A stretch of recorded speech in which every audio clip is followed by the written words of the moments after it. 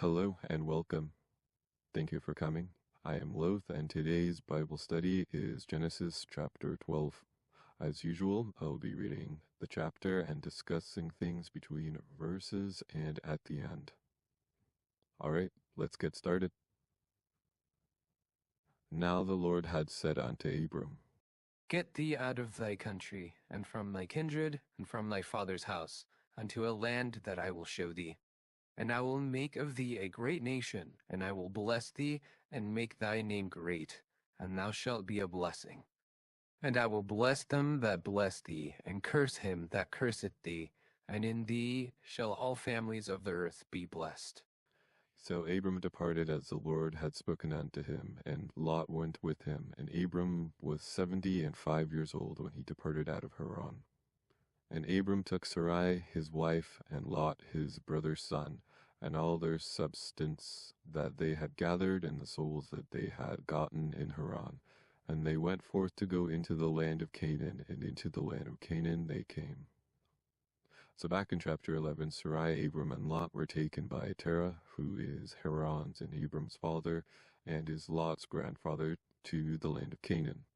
They came to a place called Haran. I am guessing they named the place after Haran because they buried him there, and stayed there until Terah died.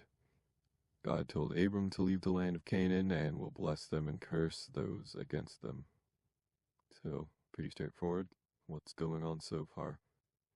And Abram passed through the land, unto the place of Sichem, unto the plain of Moreh, and the Canaanite was then in the land.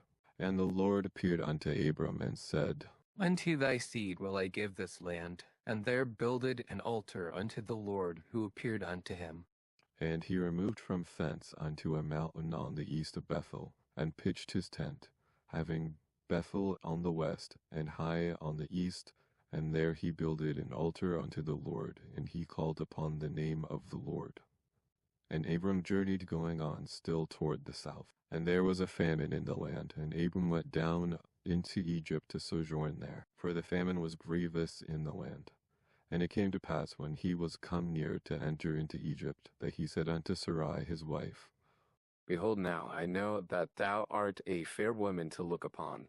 Therefore it shall come to pass, when the Egyptians shall see thee, that they shall say, This is his wife, and they will kill me. But they will save thee alive. Say, I pray thee, thou art my sister, that it may be well with me for thy sake, and my soul shall live because of thee. So here I am sure I'm not the only one who was like, he lied. That's a big no-no. But you have to remember, we don't know who Sarai's parents are at this point, and this early in the world, incest is pretty normal, so they very well could be siblings. I know in previous videos I tried my best to avoid going to future chapters, but after chapter 9 I realized that is a dumb idea. So we are going to go further into this, as it's best to address things sooner rather than later, and speculation is not satisfactory. We're going to reference Genesis 20, verse 12. It says, And yet, indeed, she is my sister. She is the daughter of my father, but not the daughter of my mother, and she became my wife. So they are half-siblings. Now, if you read the whole chapter, someone might say, Loathe, that says Abraham, not Abram. The situation's weirdly exact, but it's not the same person. And I would tell you, in chapter 17 of Genesis, Abram changes his name to Abraham. Genesis chapter 17, verse 5, it says, Neither shall thy name any more be called Abram, but thy name shall be Abraham, for a father of many nations have I made thee. So it is indeed the same person.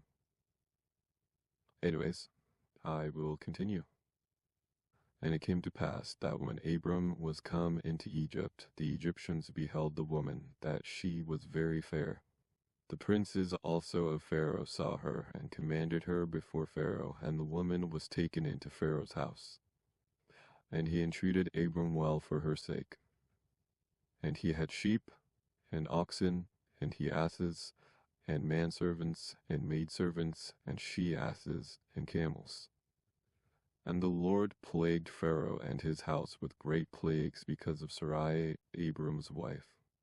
And Pharaoh called Abram and said, What is this that thou hast done unto me? Why didst thou not tell me that she was thy wife? Why saidst thou she is my sister, so I might have taken her to me to wife?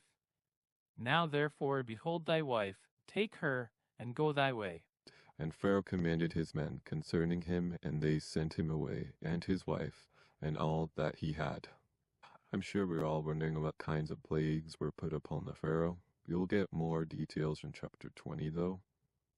So, spoilers. Verse 18 of 20 says, For the Lord had fast closed up all the wombs of the house of Abimelech because of Sarah, Abraham's wife. Imagine not having kids because you did something to the wrong person. Anyways, this is chapter 12. I hope you guys enjoyed this video. Thank you for watching. Remember, God loves you. I love you. Take care. Until we meet again.